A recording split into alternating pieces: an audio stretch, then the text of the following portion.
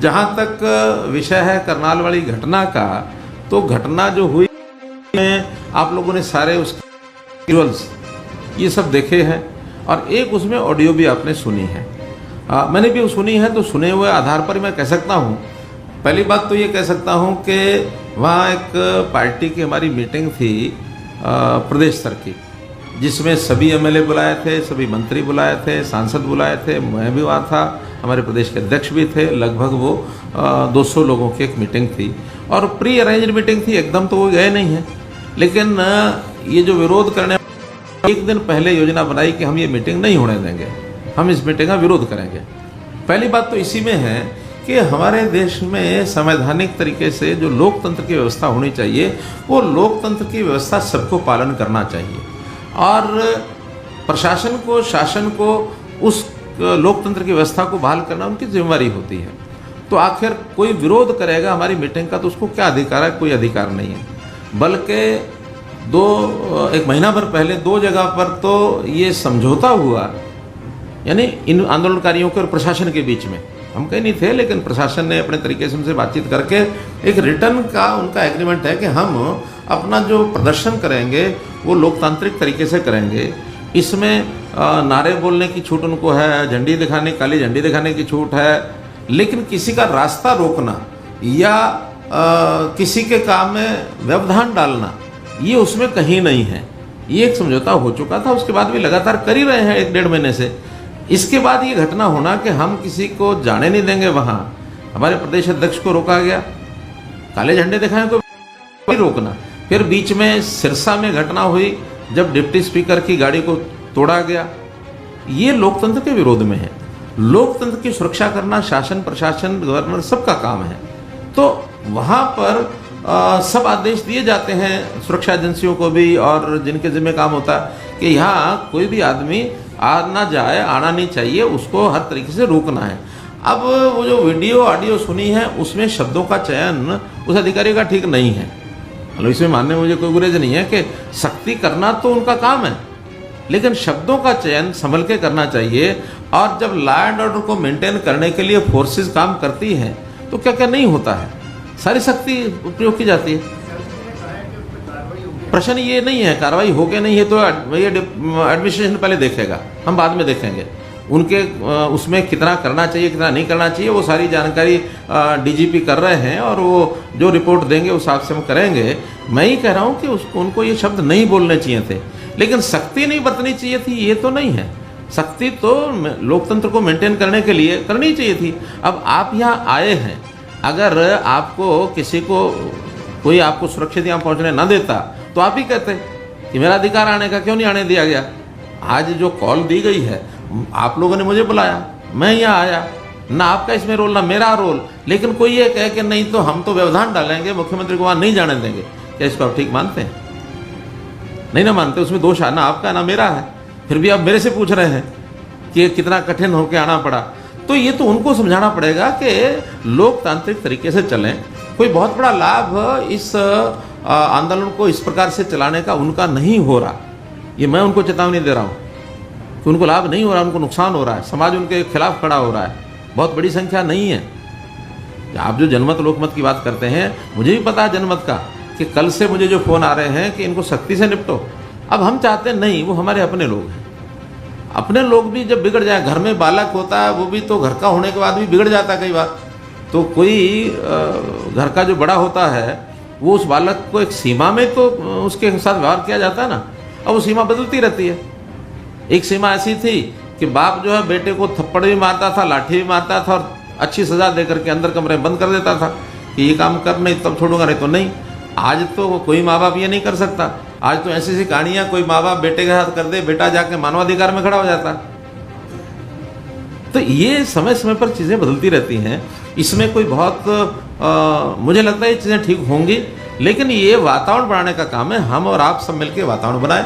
इसमें आपका बहुत बड़ा रोल है वातावरण बनाने में।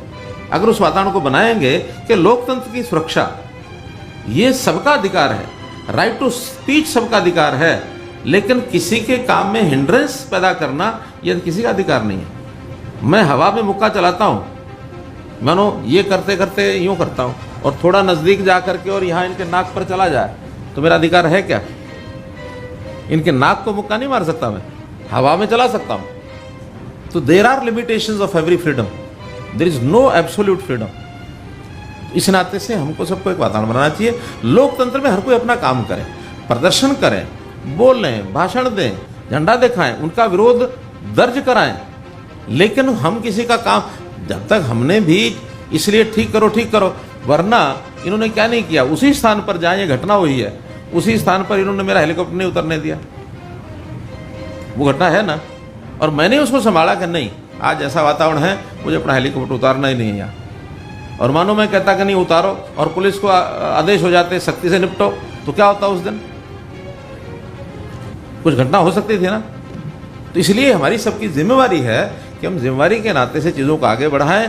हाँ, उनकी तकलीफ़ें हैं, और वो तकलीफ़ें कोई हरियाणा सरकार से नहीं है।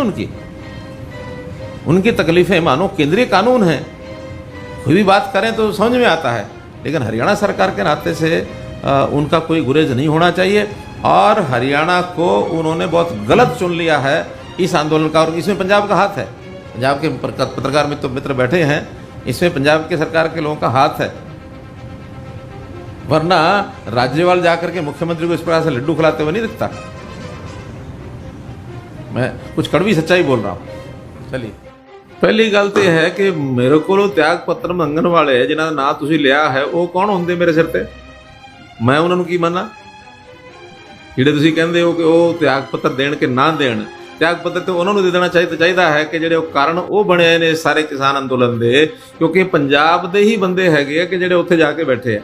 ਮੇਰੇ ਹਰਿਆਣਾ ਦਾ ਬੰਦਾ ਨਾ ਤੇ ਸਿੰਘੂ ਬਾਰਡਰ ਤੇ ਬੈਠਾ ਹੈ, ਨਾ ਟਿਕਰੀ ਬਾਰਡਰ ਤੇ ਬੈਠਾ ਹੈ। ਤੁਸੀਂ ਜਾ ਕੇ ਗਿਣ ਲਓ, ਜਾ ਕੇ ਮੇਰੇ ਕੋਲ ਰੋਜ਼ਾਨਾ ਖਬਰ ਆ ਜਾਂਦੀ ਹੈ ਕਿ ਉੱਥੇ ਪੰਜਾਬ ਦੇ ਬੰਦੇ ਕਿੰਨੇ ਕਿ ਹਰਿਆਣਾ ਦੇ ਬੰਦੇ ਕਿੰਨੇ। ਔਰ ਉਹ ਜਿਹੜੇ ਇਹ ਗਲਬਈਆਂ ਪਾਈ ਫਿਰਦੇ ਹੈ, ਇਹ ਸਾਰਾ ਸੰਦਕ ਸਭ ਨੂੰ ਪਤਾ ਹੈ ਕੌਣ ਕੀ ਕਰਦਾ। ਉੱਥੇ ਉਹ ਬੈਠੇ ਉਹਨਾਂ ਨੂੰ ਉਕਸਾ ਰਹੇ ਆ, ਉਹ ਇੱਥੇ ਸਾਡੇ ਜਿਹੜੇ ਹੁੱਡਾ ਸਾਹਿਬ ਔਰ ਸਾਡੇ ਜਿਹੜੇ ਕਾਂਗਰਸ ਦੇ ਮਿੱਤਰ ਨੇ ਉਹ ਸਾਰੇ ਕਰ ਰਹੇ ਆ, ਸਾਨੂੰ ਸਾਰਾ ਪਤਾ ਹੈ। ਔਰ ਇੰਨਾ ਵੱਡਾ ਅਗਰ ਉਹਨਾਂ ਦਾ ਸੰਗਠਨ ਜਥੇਬੰਦੀਆਂ ਹੁੰਦੀਆਂ ਤੇ ਹੁਣ ਤੱਕ ਅੰਦੋਲਨ ਖਤਮ ਹੋ ਗਿਆ ਹੁੰਦਾ।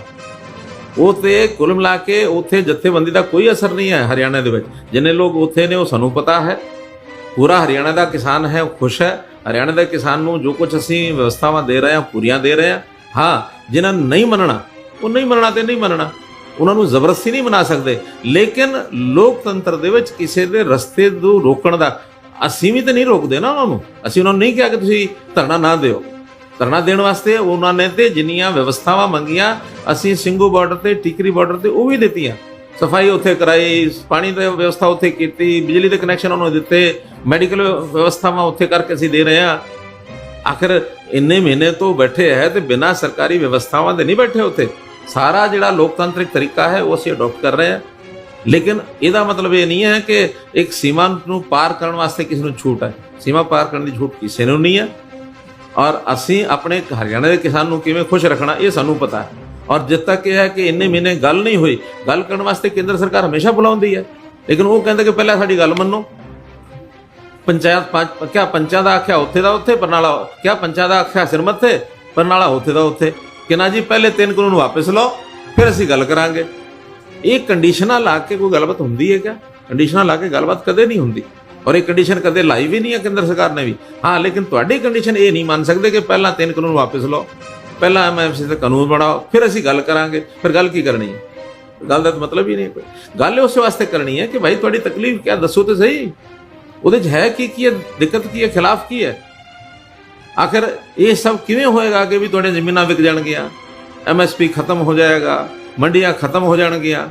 MSP ਕੋਈ ਸਰਕਾਰ ਕਦੇ ਵੀ ਨਾ ਅੱਜ ਤੱਕ ਖਤਮ ਕੀਤਾ, ਨਾ ਅੱਜ ਤੱਕ ਕਦੇ ਹੋਇਆ। MSP 1967 ਤੋਂ ਲਾਗੂ ਹੈ, 66 ਤੋਂ ਲੈ ਕੇ 2014 ਤੱਕ ਕਾਂਗਰਸ ਦੀ ਸਰਕਾਰਾਂ ਕਿੰਨੀ ਵਾਰੀ ਆਈਆਂ, ਸੈਂਟਰ ਦੇ ਵਿੱਚ ਹੀ, ਸਟੇਟਾਂ ਦੇ ਵਿੱਚ ਹੀ।